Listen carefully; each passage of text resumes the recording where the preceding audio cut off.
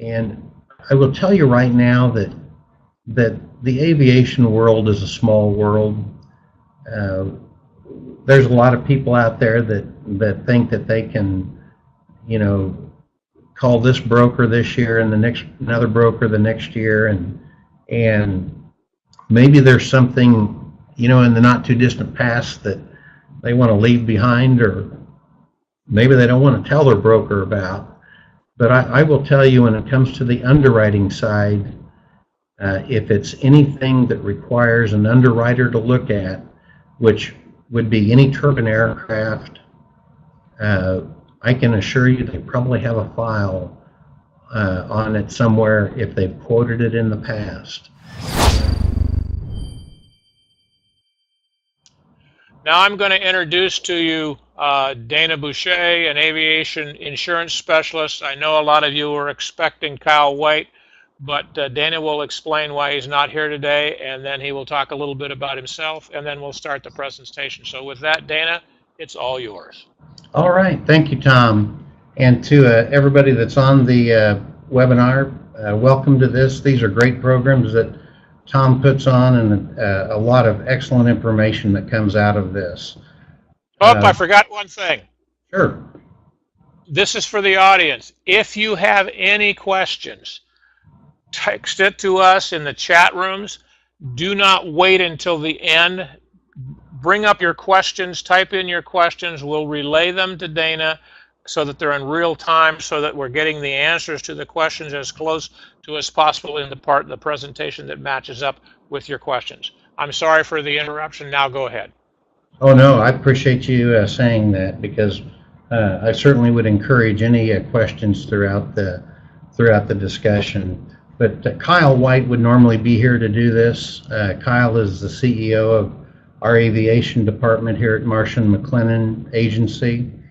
And he was summoned to a meeting in Saginaw, Michigan today by one of our Marsh offices in Detroit to go out and meet with a client. So they gave me the privilege of being able to do this for you today. And I've had a long background in aviation. I've been in aviation over 35 years, starting back in 1983, getting my pilot rating. Shortly thereafter, I went to work for the FAA as an air traffic controller, spent my entire career at Kansas City Center, and after 25 years of service, I retired from there 11 years ago. Knowing that I was going to be retiring early from that, I decided to find something to get involved with so I'd have something to do when I retired. And 26 years ago, I found my way into the aviation insurance world, and have been doing that part-time to a full-time basis now. And it's been a great opportunity and great adventure along the way.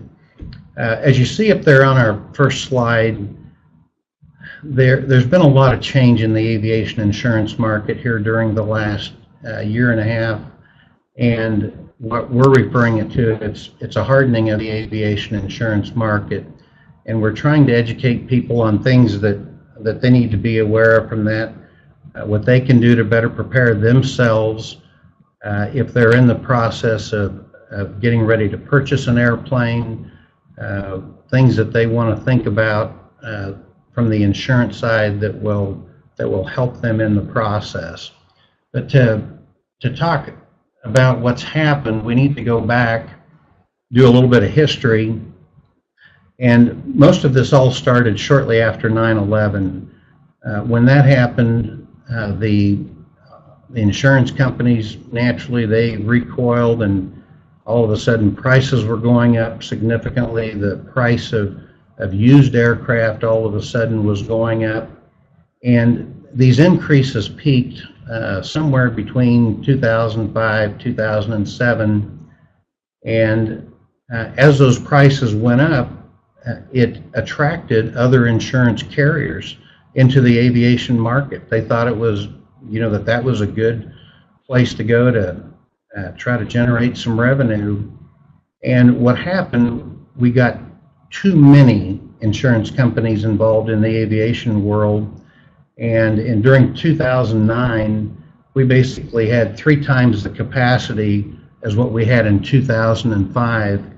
And what that does is that it creates, too many underwriting groups, too many insurance groups, and it turns into everybody was undercutting each other in price. When this came to a peak, we were insuring turbine aircraft. It could be a $3 or $4 million aircraft with $100 million liability. People were paying 30% of what they would have been paying back during the peak in the 2005-2007 range. And so revenues continued to dwindle, and prices were going down. We could negotiate a number of things. We could negotiate price. We could negotiate the flexibility with the underwriters as far as allowing lower time pilots get into more complex aircraft. We could negotiate higher liability limits. But all of a sudden, and this started in about mid-2017, the reinsurance world announced that effective 2018, that prices were going to be going up, that they could no longer sustain the market at the prices that we had. And for those of you that are not familiar with the insurance world, we have insurance companies that we go to for, whether it's for our home, our auto, our airplane, etc. But insurance companies have insurance companies as well, and that's called the reinsurance market. And they're there to help and to protect the insurance companies in the event of the catastrophic losses. Well, they made this announcement in mid-2017 that rates were going to be going up. We've heard that for the last 7 or 8 years, and nobody really seemed to get too excited about it. And keep in mind what happened during 2017. We had a hurricane in Houston with terrible Gulf Coast flooding. We had 2 hurricanes that hit the Miami area. We had 2 major hurricanes that went through the Caribbean. They're still trying to recover from that today. And in addition to that, if a lot of you are from California, we add in the fires in Northern California, Southern California, and even though none of that is aviation related, it still has an effect on the property and casualty market. And when 2018 rolled around, the reinsurance companies, they raised their rates, and I don't think that our carriers recognized how big the increase was until about midway through 2018. And when that occurred, that they realized how big these increases actually were, our market changed overnight, and rates started going up, and it was depending upon type aircraft, depending upon the pilot involved. We were seeing increases anywhere from 5 to 10% to as much as 40 to 50% increases in premium. And a lot of those increases are still happening today in this market that we're in. But that's one of the things that we want to talk about here. When this happens, we refer to this as a hard market. It's their prices are firm. There's very little negotiation involved. It's the underwriters say this is what it is and take it or leave it. And a lot of underwriters, because of the market the way it is, they're not as willing to quote things that are marginal, that maybe it's a low time pilot transitioning into a complex aircraft, transitioning into turbine. That has become a much more difficult placement in our markets today. Okay.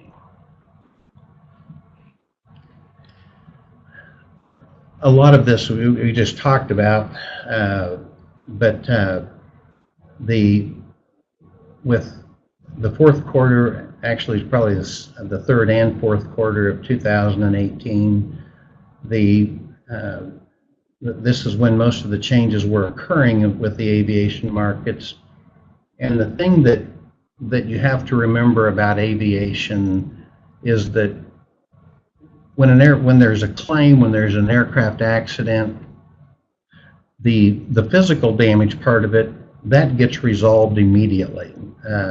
By immediately, I mean, we're usually within a 2 or 3 month period, the person's airplane is either repaired or that part of the claim is finalized. If it's a total loss, then it's paid out. But the liability side of the insurance is what can carry on for years. And that's what was happening with some of these insurance markets, that the process of working through these liability claims, through the litigation process, there was a tailing liability involved there, that the underwriters had to live with that until these cases got resolved. And in many of these, when there's liability issues, when there's litigation, some of these issues don't get resolved for 5, 6, even 10 years. And one of the statistics that we heard recently from one of the underwriting groups was that prior to this change in the market, the reinsurance world, anytime they had a catastrophic loss, whether it was an airline accident, an air carrier, they set aside approximately $3 million for potential liability claims with those accidents for each passenger. Well, recently, in the last couple, 3 years, they've had liability awards and settlements up to $100 million per passenger. And when the insurance companies were planning on potentially $3 million, and now there's a jury award of $100 million, that's another thing that started to change the reinsurance market as to what these companies could continue to afford at their current levels. And as a result, that was another thing that started increasing the rates.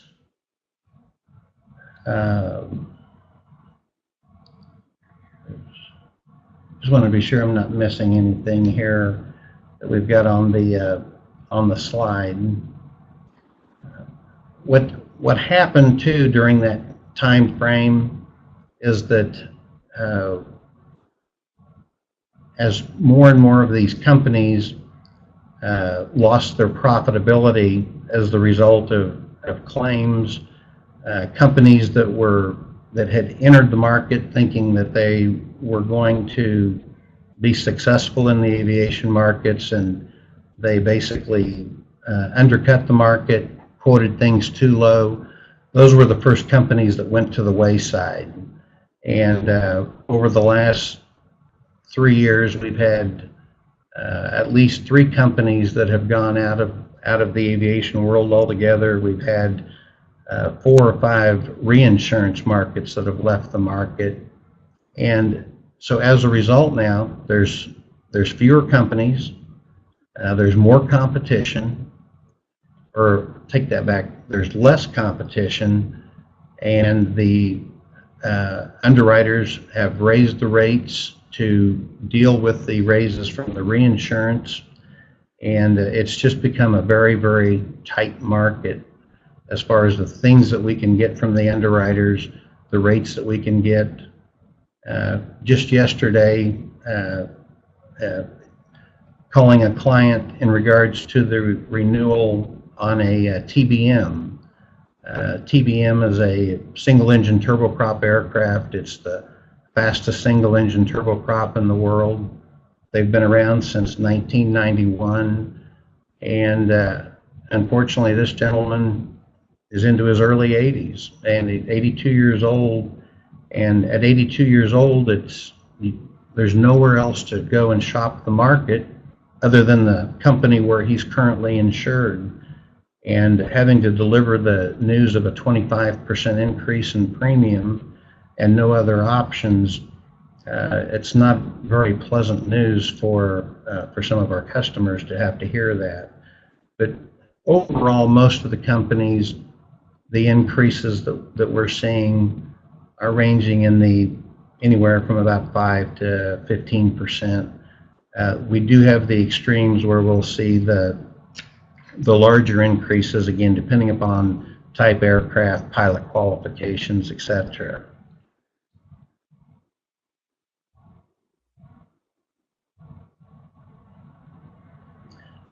When we work with our clients and also talk to future clients, maybe they've been in the aviation insurance exposure for quite some time. Maybe they've owned a couple of aircraft. Maybe this is their first entry into the world of buying aviation insurance. But we're asking people to look back at their aviation exposure, look back at their program. It's so important in this world today. One is the relationships that we have with our underwriters, but also the relationship that we have with our clients. And I've been in the aviation insurance world now for 26 years. I still have clients today that I got during my very first year in the insurance world. And it's about relationships in this market. And the better that we can represent our client and present our client to the underwriters, the better success that we have in trying to get what they need and what we want. We get a lot of calls day in, day out, people that are shopping the market. They've already called 2 or 3 other brokers, and that really doesn't do anything to help the whole process, because as long as we all submit the same information to the quote systems, we're all going to get the exact same quote back from the underwriters. And we don't want to see people that do what we call carrier hopping, where one year they're with Global Aerospace, the next year they jump to Old Republic Aerospace, the next year they go to AIG, and then maybe they jump back to Global. Because in this new era of aviation insurance, we're finding that the clients who have established a long-term relationship, not only with the broker, but with a particular underwriting group, those are the ones that are not being impacted nearly as much by these increases. And that's also important when the time comes that you have claims. If you've been with a company for 4, 5, 6, 10 years, and you've got a claim, they're going to handle the claim a little bit differently than somebody that just became a new client during the last year.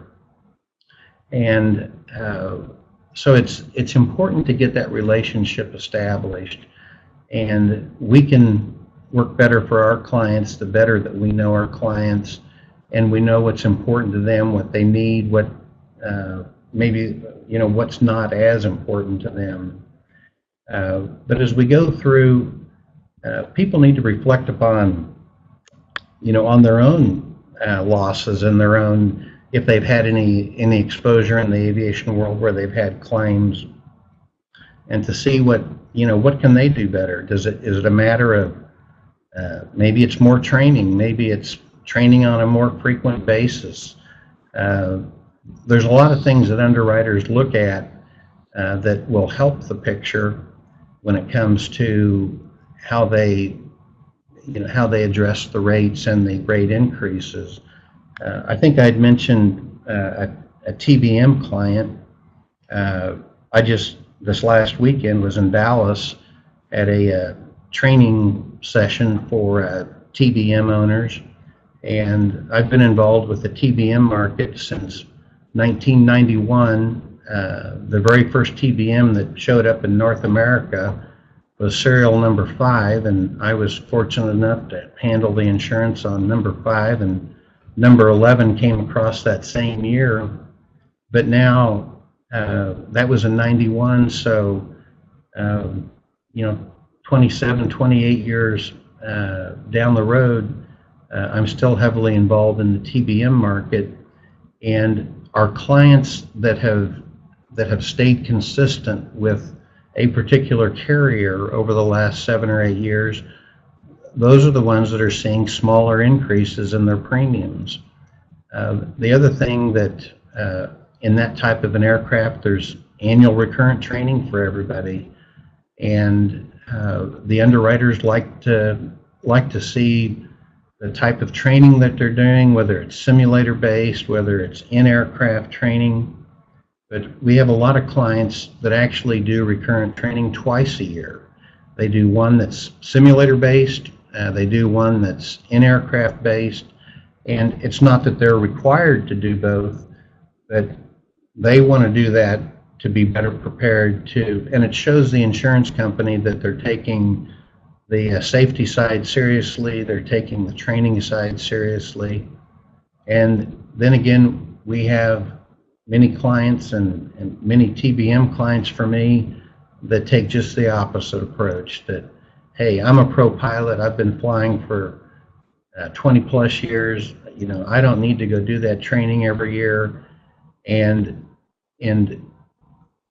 when those types of ideas and attitudes emerge, those are the accounts that we struggle with when it comes time for renewal quotes, because the underwriters, they see that, they know that when people are training or not training.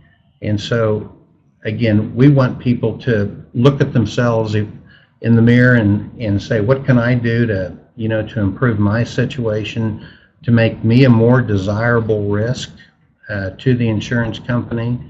Because the better that you appear to the insurance company, the better the rates will be, the better the quotes will be, and the better the coverages will be. Let's see here. I'm just scanning here quick at the some of the notes that we've got on the slide. I don't want to miss anything. All right, and remember, if anybody has any questions, please send them forward to Kelsey, and we'll be happy to answer any questions that come up through the process.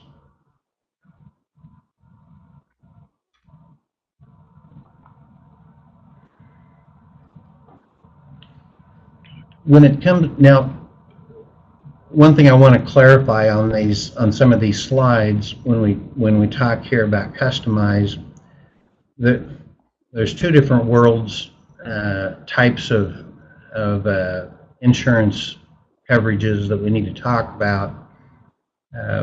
First, we've got just the regular general aviation. Somebody's going out, going to want to buy a Cessna 182 or a Piper Archer or an Aero Bonanza. Those markets everything is fairly well fixed. In other words, we take the information, we send it into a quoting system, and quotes come back right away. And in those types of policies, everything is pretty much straightforward. There's not much involved of any negotiation as far as trying to get extra coverages. It may be a situation where we've got to add additional insureds, such as the airport authority. It might be the city, it might be the county. Maybe sometimes some cities or counties, airport authorities have a special request that other airports don't. And that is one thing we're starting to see, that there's more and more airports that want to be listed on your policy as an additional insured, but they also want to be listed on your policy with a waiver of subrogation. and that's something that can create some heartache for some of the underwriters, depending upon how the airport is involved with that airplane, whether or not they're having any involvement as far as moving the airplane, and so that has an effect on that. And I see we have a question here.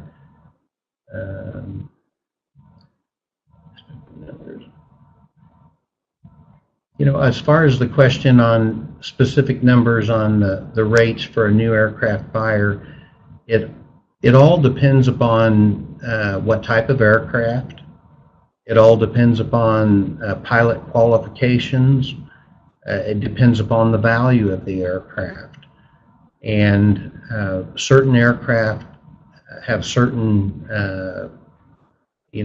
certain additional restrictions. Most companies, let's take for example a Beach Bonanza. It's high performance, it's complex. Most companies don't want to quote that type of an aircraft to a lower time pilot, and a lot of them won't quote that type of an aircraft unless the pilot has an instrument rating. Now, there's always companies that will quote it, but their premium is going to be excessive because they know that there's going to be very few companies that would quote that type of a risk. Another aircraft that's very popular in the market today is the Cirrus aircraft, specifically the SR-22, and that's another aircraft that we see a lot of people wanting to get into. They can afford that type of an aircraft. They may be a lower time pilot, but that market has gotten to the point that a lot of companies are very reluctant to quote it to a lower time pilot, and especially if they don't have the instrument rating. But that's an aircraft, a typical general aviation aircraft, that anybody who buys a Cirrus, the underwriters are going to expect them to go to some type of initial training specifically for the Cirrus products. And I do have to give Cirrus credit on that. Cirrus, the company itself, has they will provide training for anybody that is buying a used Cirrus aircraft. So, okay, I see more questions popping up here.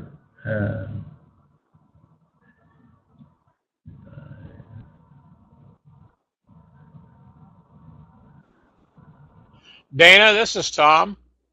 Yes? Please repeat the question so the people know what you're answering. Oh, okay. All right. That's a good. In general, for say Lear 45, for example, which carriers now are writing those for a FAR 91 operator and an FAR 135 operator, and for their SICs, what hours do they like to see for make and model time and total flight hours? Most of the major companies are a market for a Lear 45. Now there are some companies that are specifically general aviation type aircraft, but most of your major markets, W. Brown and Associates, Global Aerospace, USAIG, Old Republic, QBE Insurance Corp, all of those companies would be markets for a Lear 45. Also XL Specialty, Great American Insurance Corporation, and the requirements will vary company to company as far as what minimums they're looking for. If it's going to be operated under a Part 91, if it's in that type of a situation, it would be most likely what we refer to as an industrial aid policy. Industrial aid means that a business has bought an airplane and they've got a professional pilot flying the aircraft. You don't see this type of aircraft very often for what we refer to as an owner-operator, where the owner of the aircraft is also the pilot of the aircraft. But when we get into the Part 135 charter operations, then it becomes a little bit more restrictive. But part of what makes it restrictive is depending upon the liability limits that are required for that Part 135 charter operation. We have Part 135 charter operations with this type aircraft, with Gulfstreams, with Citation jets, and they may have a liability limit of $25 million per occurrence. They may have a liability limit of $300 million per occurrence.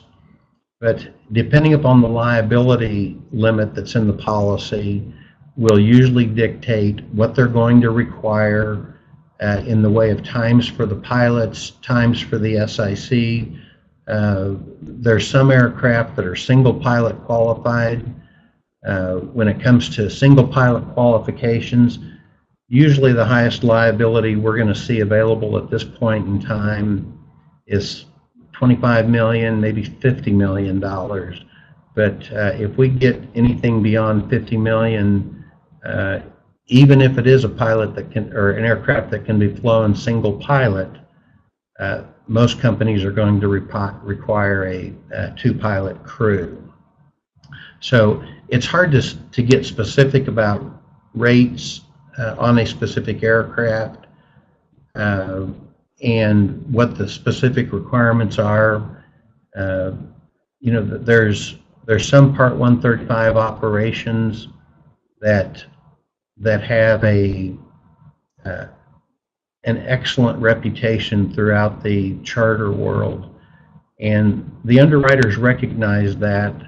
And with some of the larger Part 135 operations, they actually will give some flexibility back to the company to let them be the ones that make the decision on who they'll approve as a SIC for second in command, as opposed to the insurance company dictating.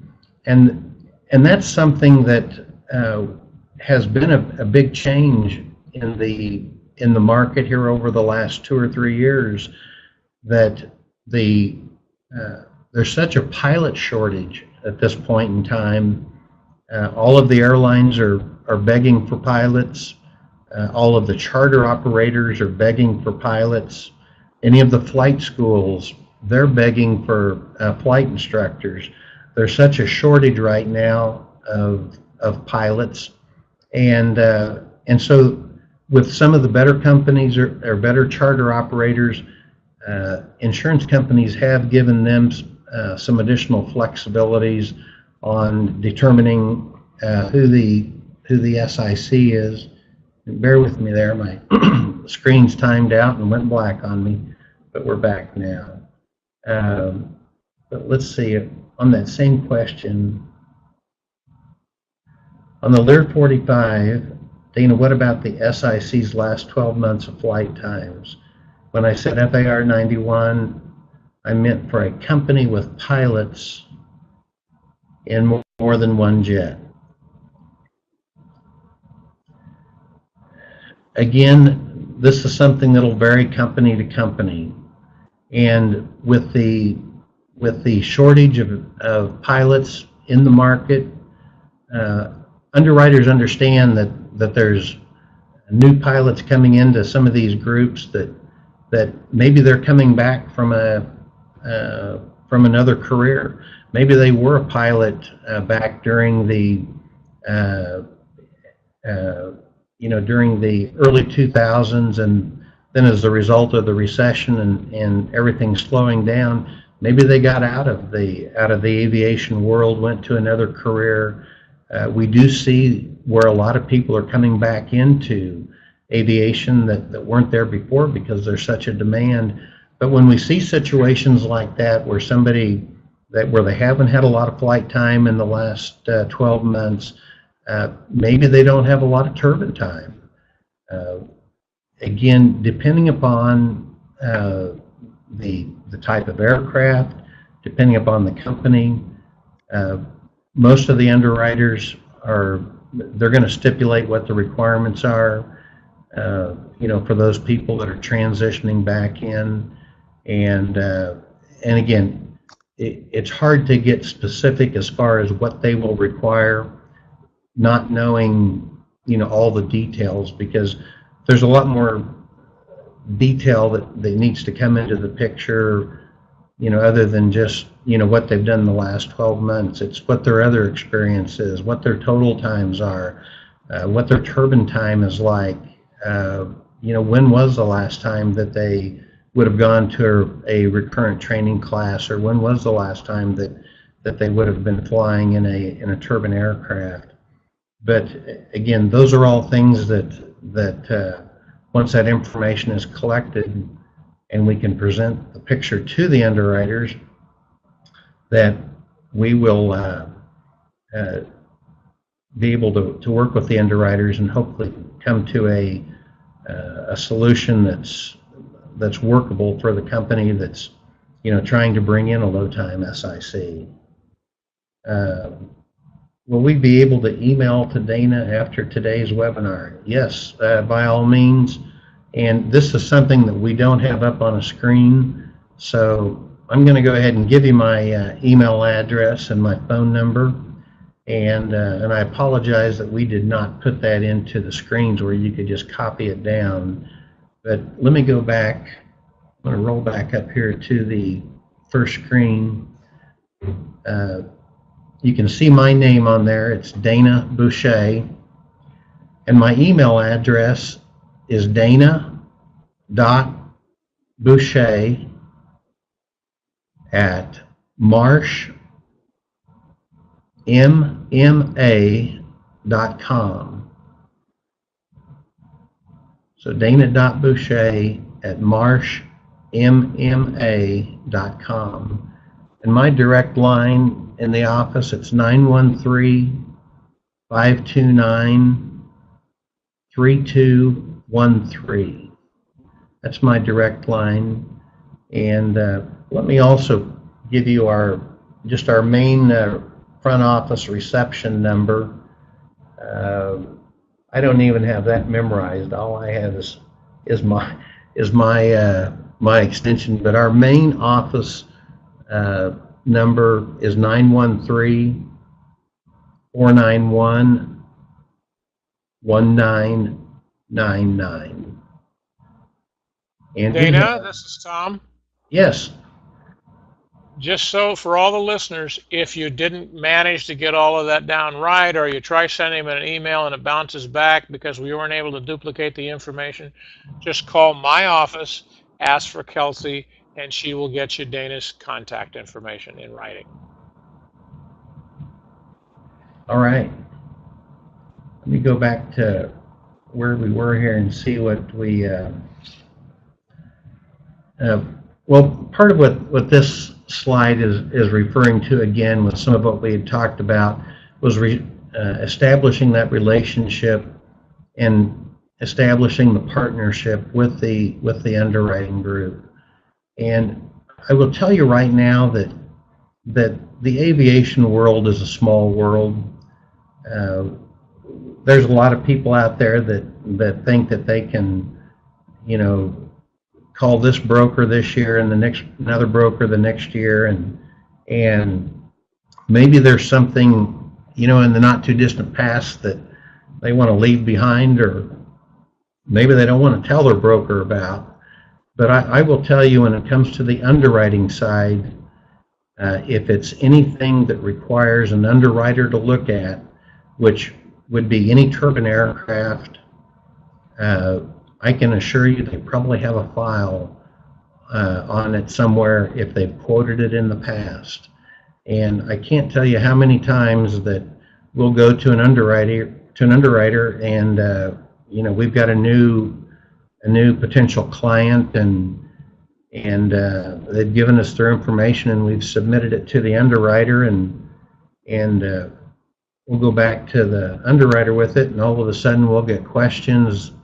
Well, did they tell you about the accident that they had back in 2011? I say, well, no, because normally we ask about what's happened in the last 5 years. But that just goes to show that these underwriters, they have files, they have information available to them on just about any type of a risk or an account, unless it's something that's a brand new purchase. Then they may not have as much information. There was one particular underwriting group that London Aviation Underwriters, they're based out of Seattle, and I can remember here a few years ago I had one that I sent them a request for a quote, and I put on there no claims, and they came back and they said, what about the gear up that they had in 1978 in a Cessna 210? And I was just flabbergasted that that they had that much of a database where they were going back that far looking at any particular pilot or any particular risk. But the point I was trying to make is this is a small world, and even though you're calling a different broker one time and maybe the next year somebody else, when it gets to the underwriting side, there's not an excessive number of aviation markets, and they know a lot of the information that even if it doesn't get relayed to us, they may have information on it. But so like I said, the relationship is important.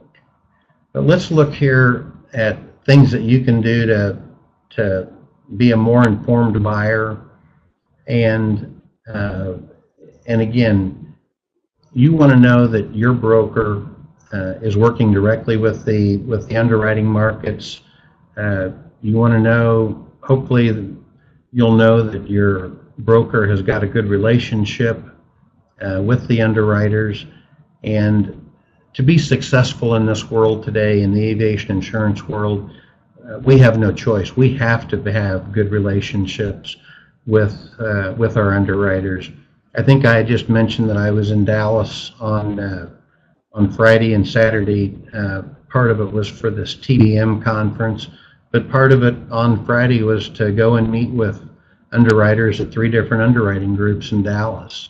And that's part of the process of maintaining those relationships, and because there's times that there's some things that maybe we really need and we really need some help with, and it's going to be the underwriters that we've got the relationship established with where we're going to get that. Let's see here.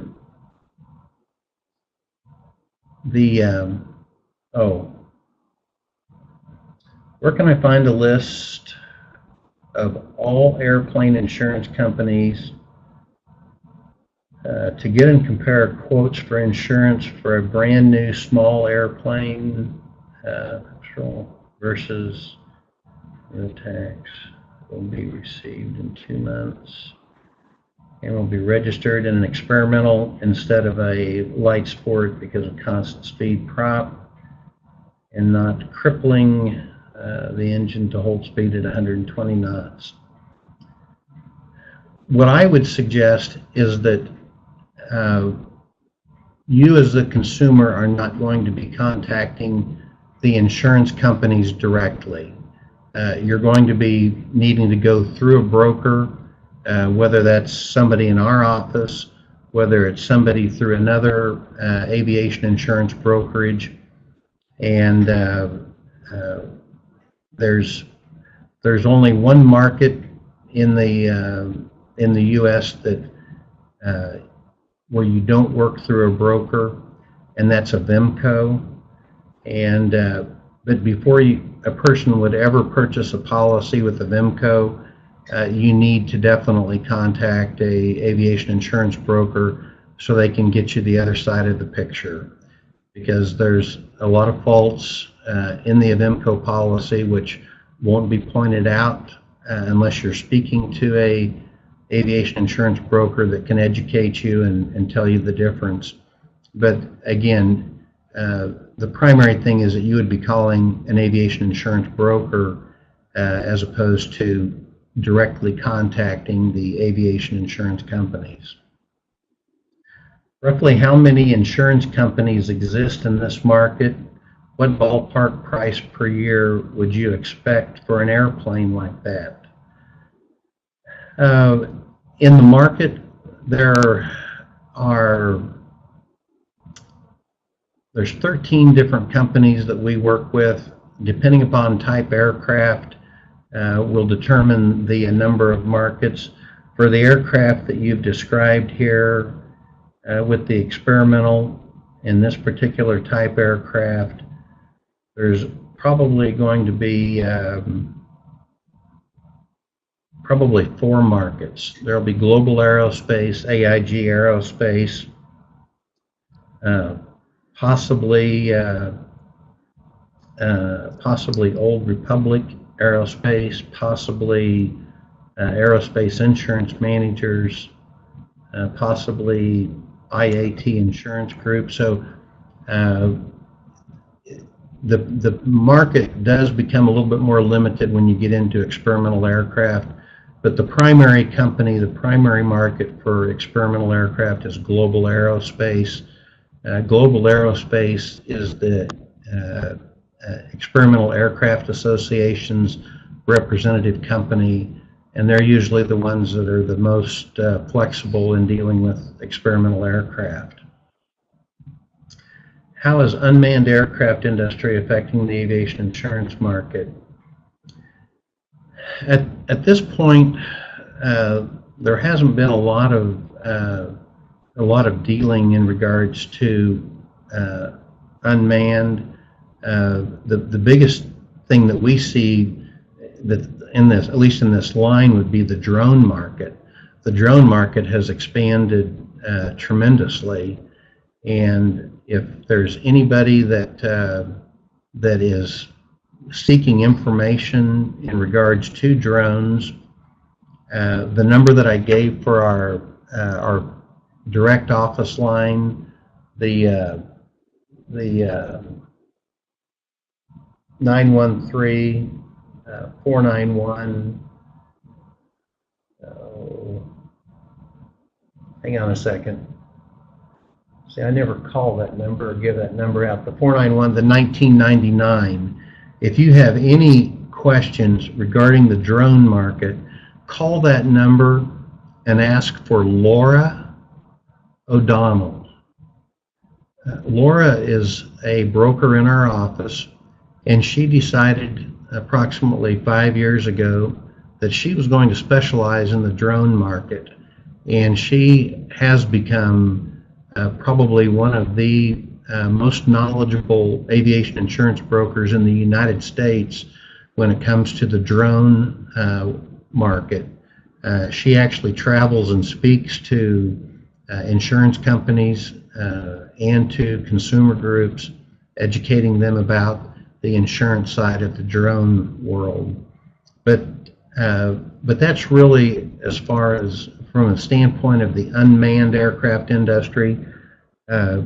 We do have some companies that we're involved with in a products liability that are doing unmanned aircraft. They've got government contracts, but that's an area that I don't specialize in, and so I'm not as familiar with the unmanned market.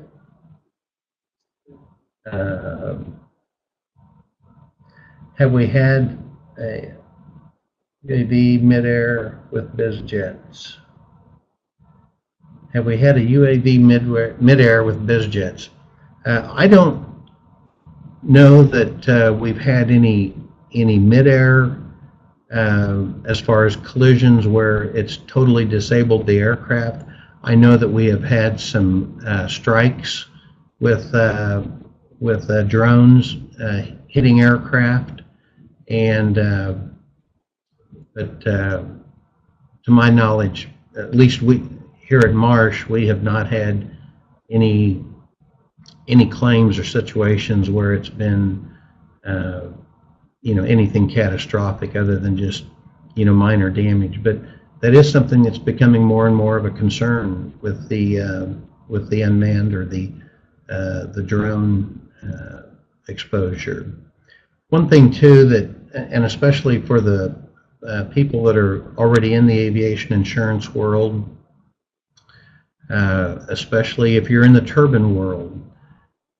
This very last part on this renewal checklist is something that I want to stress. I know that pro pilots, commercial pilots that are flying turbine aircraft for companies for Part 135, I know they get tired of the annual update information, the pilot history forms, but that is so important right now with the way this market is, that if we go to the markets and we don't have detailed information as far as updated information, if we don't have copies of recurrent training certificates, it just makes the process that much more difficult. And we have a lot of clients that are excellent in getting us that information, getting us their recurrent training certificates, getting us their updated hours. And then there's the opposite extreme where, well, I gave that to you last year. You guys have got everything I have, and it just makes the whole process that much more difficult, because it doesn't help us any when we have to send to the underwriter the same pilot update we got the year before, and we don't know what the update is. Sorry about that. My screen just went black, and I just had to bring it back up again. Okay. Will a UAV appear on the onboard systems to warn biz jets? You know, I'm not sure on the TCAS systems if it will show up as a potential target. If I remember right from the air traffic control days, that interrogation needs to there needs to be another transponder code out there. And I don't know, I'm sure that there's some drones that are big enough that they may have some type of a transponder code associated with it. But unless there's something that where it can be picked up, I don't think that there's that there would be a warning for the drone activity. But again, that's something I'm not an expert on, and so I really don't know the exact answer on that. Next question: as an older retired pilot flying a single engine aircraft, I've limited myself to day VFR operations. Could I save substantially on my premium if I place that limitation on my policy? We can always make that claim to the underwriting world, and even if it's a system where it automatically quotes without an underwriter getting involved, we can take it back to the underwriter and say, here's the situation, strictly VFR operations, and with some underwriting groups, they may take that into consideration, and it may make a difference. But in the world of underwriters always look for the worst case scenario. They have to basically quote the risk on what they view as the worst case scenario. And so even though people are going to plan to limit themselves to VFR operations, that something may happen, and it may not always be a VFR operation. So with some companies, we can use that and try to plead the case, and some companies will be accepting of that and maybe make an adjustment, and to other companies it won't matter at all. Again, that's one reason why it's good to have that relationship with a broker, as far as knowing what companies will have that flexibility. I see one more question here. Do policies for small single engine private airplanes always or typically cover flying outside of the U.S.?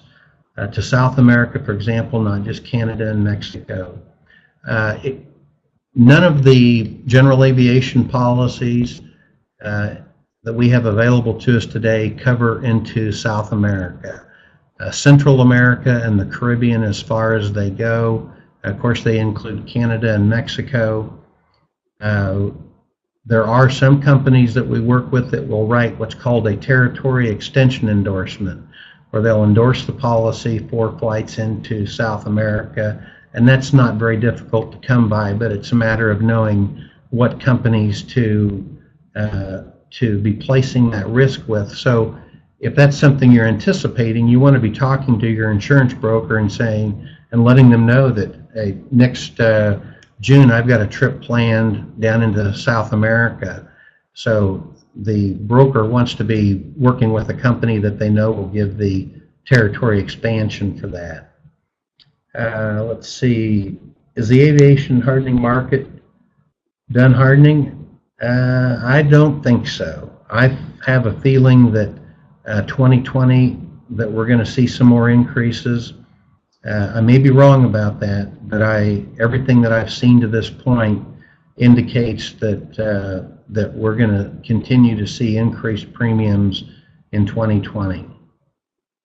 Assuming I only need a Class 3 medical, could I expect a reduced insurance premium if I were to get a Class 1 or Class 2 medical?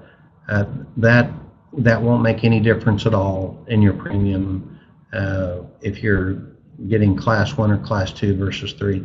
And that same thing goes into account for, we get the question all the time, if I went out and got my commercial rating, would it make a difference in my rates?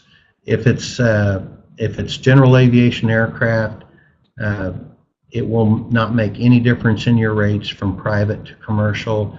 The only time it becomes a difference is when you start moving into turbine aircraft, because the underwriters prefer to see, at a minimum, a commercial rating for a turbine aircraft. Okay, no other questions there.